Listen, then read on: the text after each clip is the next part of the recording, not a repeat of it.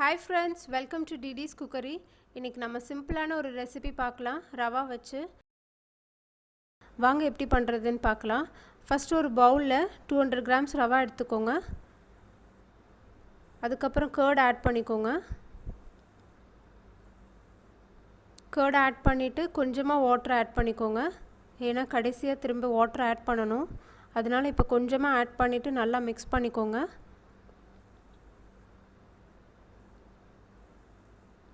நல்லா மிக்ஸ் பண்ணிக்கோங்க. இந்த மாதிரி மிக்ஸ் பண்ணி வச்சுட்டு ஒரு 30 minutes க்ளோஸ் பண்ணி வச்சுருங்க.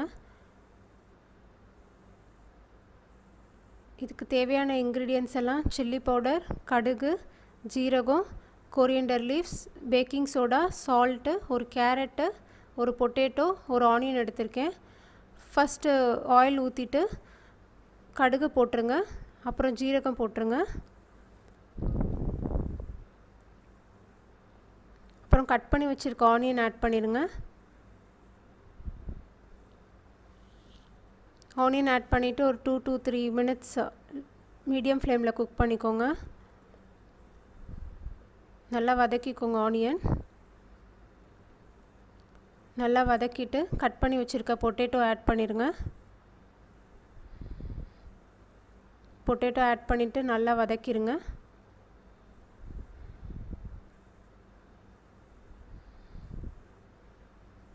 அப்புறம் கட் பண்ணி வச்சுருக்க கேரட் ஆட் பண்ணிடுங்க. கேரட் ஆட் பண்ணிவிட்டு நல்லா வதக்கிடுங்க. மீடியம் ஃப்ளேம்லேயே வச்சுக்கோங்க. இப்போ ஒரு ஸ்பூன் சில்லி பவுடர் ஆட் பண்ணிக்கோங்க. அப்புறம் கொஞ்சமாக சால்ட் ஆட் பண்ணிக்கோங்க. சால்ட் ஆட் பண்ணிவிட்டு நல்லா மிக்ஸ் பண்ணிடுங்க.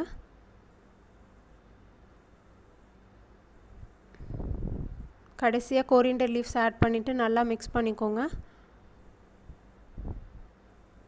அப்புறம் 15 minutes ஆற வச்சுருங்க. 15 minutes கழித்து நல்லா மேஷ் பண்ணிடுங்க. நல்லா மேஷ் பண்ணிடுங்க. இந்த மாதிரி நல்லா மேஷ் பண்ணி வச்சுக்கோங்க. 30 minutes கழித்து பார்த்தா இப்படி இருக்கும். இப்போ கொஞ்சமாக சால்ட் ஆட் பண்ணிக்கோங்க. அதுக்கப்புறம் கொஞ்சமாக பேக்கிங் சோடா ஆட் பண்ணிக்கோங்க.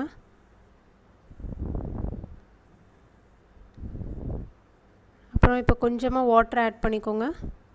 வாட்டர் ஆட் பண்ணிட்டு நல்லா மிக்ஸ் பண்ணிக்கோங்க.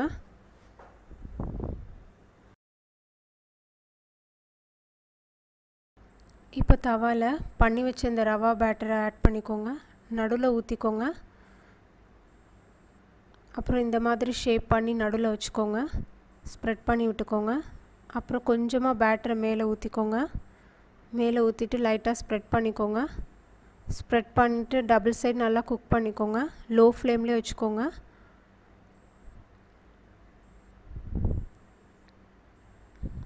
சூப்பரான சுஜி பிரேக்ஃபாஸ்ட் ரெடி ஆயிடுச்சு. கண்டிப்பாக ட்ரை பண்ணி பாருங்கள். தேங்க்யூ ஃபார் வாட்சிங் மை சேனல்.